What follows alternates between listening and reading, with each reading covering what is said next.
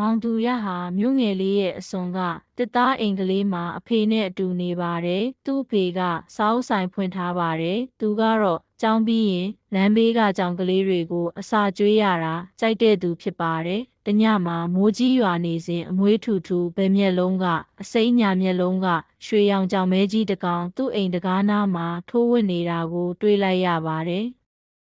သူကကြောင်ကိုအိမ်ထဲခေါ်ပြီးနွားနိုးတိုက်လိုက်ပါတယ်။အဲ့ဒီအခါမှမော်ကြောင်လေးကကျေးဇူးတင်ပါတယ်လူသားလေးလို့ပြောလိုက်ပါတယ်။ကြောင်ကစကားပြောလိုက်တာနဲ့မောင်သူရအံ့အားသင့်သွားတယ်။ဒီကြောင်ဟာ200စုကလေးကမော်အတက်တွေတင်ယူခဲ့တဲ့မော်ကြောင်တစ်ကောင်ဖြစ်ပြီးအရင်ပိုင်ရှင်ဖြစ်တဲ့မော်ဆရာကြီးစီကထွက်ပြေးလာတာလို့ရှင်းပြလိုက်ပါတယ်။အဲ့ဒါနဲ့မောင်သူရနဲ့မော်ကြောင်ဟာခင်မင်ရင်းနှီးသွားပါတယ်။မော်ကြောင်လေးကမောင်သူရရဲ့ကျောင်းကအနုတ်တွေကိုပေါင်းနှီးမသိတဲ့ဆရာမကြီးရဲ့မှတ်စုစာအုပ်ကိုညအချိန်ပြင်ဆင်ဖြည့်ရှင်းပေးထားပါတယ်။အိမ်ကြီးချင်းအဖွားအိုပြောင်းနေတဲ့လက်စွပ်ကိုလည်းကျောင်ရဲ့အထူးအာယုံခံစွမ်းရည်နဲ့ရှာဖွေပေးလိုက်ပါတယ်။အဖေရဲ့စာအုပ်ဆိုင်မှာလည်းလူမလာတဲ့ပြဿနာကိုကျောင်ရဲ့မော်စွမ်းအားနဲ့စိတ်ဝင်စားဖွယ်စာအုပ်တွေဖန်တီးပေးလိုက်ပါတယ်။ဒါပေမဲ့တနေ့မှာတော့အန္တရာယ်လည်းရှိလာပါတော့တယ်။မော်ဆရာကြီးကသူ့ကြောင်ကိုလိုက်ရှာနေတာပါတည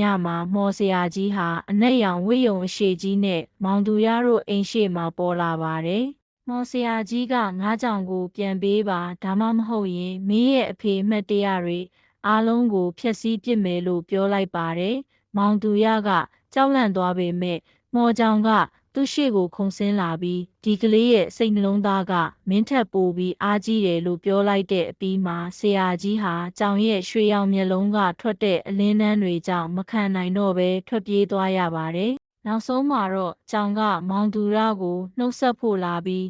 ငါရဲ့တာဝန်ကမော်အတက်တွေကိုကာကွယ်ဖို့ပါဒါပေမဲ့မင်းရဲ့ကူညီမှုတွေကိုဘယ်တော့မှမမေ့ဘူးလို့ပြောလိုက်ပါတယ်။မောင်သူရဟာမျက်ရည်တွေကျရင်ကြောင်ရဲ့ကြောမှာလက်နှစ်ဖက်နဲ့ပုတ်တက်လိုက်တဲ့အခါပျောက်ကွယ်သွားတဲ့နေရာမှာငွေရောင်ကြောင်ရုပ်လေးတစ်ခုကျန်ရစ်ခဲ့ပါတော့တယ်။ဒီနေ့အထိမောင်သူရဟာဒီငွေရောင်ကြောင်ရုပ်လေးကိုသူ့ကြောဖို့အိတ်မှာအမြဲတမ်းချိတ်ဆွဲထားပြီးတခါတလေညဖက်တွေမှာကြောင်မြည်တမ်းတွေကြားရင်ပြန်လာမလားလို့မျှော်လင့်နေပါတော့တယ်။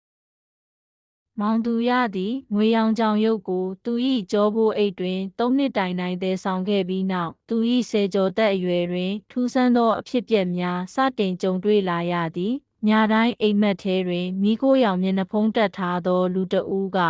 ငါကြောင်ကိုပြန်ပေးပါဟူသောအတန်ကိုကြားနေရသည်။တနေ့သောအခါသူ၏အိမ်ရှိခြံတွင်ကြွက်သေးများအနံ့ဆိုးထွက်လျက်စီတန်းလဲကျနေသည်ကိုတွေ့ရှိရသည်ထိုညတွင်ငွေရောင်ကြောင်ရုံမှမထင်မှတ်ပဲအသက်ဝင်လာပြီးမောင်သူရ၏နားထင်၌သူပြန်လာပြီးငါတို့ပြေးရမည်ဟုတီးတိုးပြောလိုက်သည်မော်ဆရာကြီးသည်မောင်သူရ၏အိမ်သို့ခြေရာမပြတ်လိုက်နေခြင်းဖြစ်ကြောင်းမော်ကြောင်ကိုပြန်လည်ရယူရန်နှစ်ပေါင်း100အထိစောင့်ဆိုင်းနေကြောင်းကြောင်လေးကရှင်းပြသည်နှစ်ယောက်သားမျိုးဟောင်းရှိမော်စာကြီးတိုက်သို့ထွက်ပြေးရင်းလမ်းတွင်ကြောင်လေးကမောင်သူရအားမော်ဆရာကြီး၏အားနည်းချက်မှာသူ၏အရေးတွင်နှလုံးသားပုံစံအဆက်နက်တစ်ခုပါရှိခြင်းဖြစ်ကြောင်းဖွင့်ဟလိုက်သည်နောက်ဆုံးတွင်စာကြီးတိုက်အမိုးပေါ်၌ရင်ဆိုင်ကြရာတွင်မောင်သူရသည်မော်ဆရာကြီး၏အရေးကိုငွေရောင်ကြောင်၏အစွမ်းဖြင့်6လန့်ကအခွင့်ကောင်းယူပြီးသူ၏အရေးရှိအဆက်အနက်ကိုဓားဖြင့်ထိုးဖောက်လိုက်ပါသည်မော်ဆရာကြီးဟောက်ချီးဟောက်ချားပြိုလဲသွားပြီးမိခိုးအဖြစ်ပြန့်လွင့်သွားကကြောင်လေးမှမူလူသားအသွင်သို့ပြောင်းလဲသွားလေသည်သူသည်200စုကြာမော်ဆရာကြီး၏ကျွန်ဘဝမှလွတ်မြောက်လာခြင်းဖြစ်ကြောင်းမောင်သူရ၏ရဲရင်မှုကြောင့်သာဤသို့လွတ်မြောက်နိုင်ခြင်းဖြစ်ကြောင်းကျေးဇူးတင်စကားပြောကြားကနောက်ဆုံးတွင်မော်လောကမှပျောက်ကွယ်သွားလေတော့သည်